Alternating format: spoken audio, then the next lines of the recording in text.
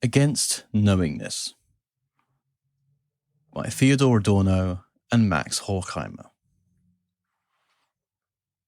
One of the lessons of the Hitler period is the stupidity of cleverness. How many were the expert arguments with which Jews dismissed the likelihood of Hitler's rise when it was already as clear as daylight?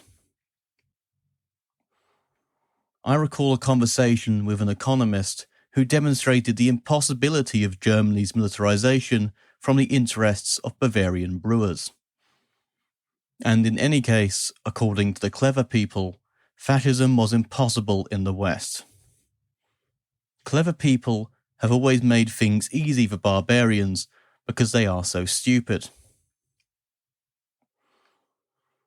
It is the well-informed, far-sighted judgments, the prognoses based on statistics and experience, the observations which begin, "I happen to be an expert in this field." It is the well-founded, conclusive statements which are untrue. Hitler was against intellect and humanity, but there is also an intellect which is against humanity. It is distinguished by well-informed superiority. Postscript. That cleverness is becoming stupidity is inherent in the historical tendency. To be reasonable, in the sense used by Chamberlain when he called Hitler's demands at Bad Godesberg unreasonable, means to insist that there be equivalence between giving and taking.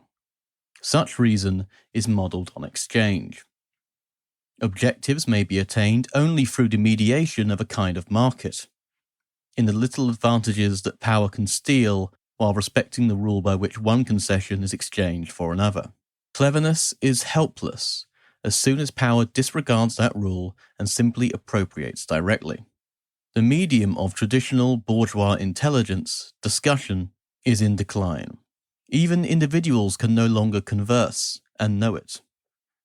That is why they have turned card games into a serious, responsible institution that calls on all their powers, so that although there are no conversations, the silence goes unheard. It is no different on the big stage. A fascist does not like to be spoken to. When others have their say, he takes it as an impudent interruption. He is impervious to reason because he recognizes it only in concessions made by others.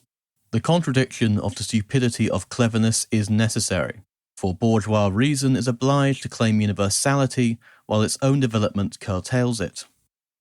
Just as, in an exchange, each party receives its due but social injustice nevertheless results, the exchange economy's form of reflection, the prevalent rationality, is just, universal, and particularistic, the instrument of privilege within equality. Fascism makes it pay the price. It openly represents the particular interest, thus unmasking reason, which wrongly flaunts its universality as itself limited. That this turns clever people all at once into dunces convicts reason of its own unreason. But the fascist, too, suffers under the contradiction. For bourgeois reason is not only particularistic, but also indeed universal, and in denying its universality, fascism defeats itself. Those who came to power in Germany were smarter than the liberals and more stupid. The progress towards the new order had been carried largely by people whose consciousness progress has left behind. Bankrupts, sectarians, fools. They are exempt from error as long as their power precludes all competition.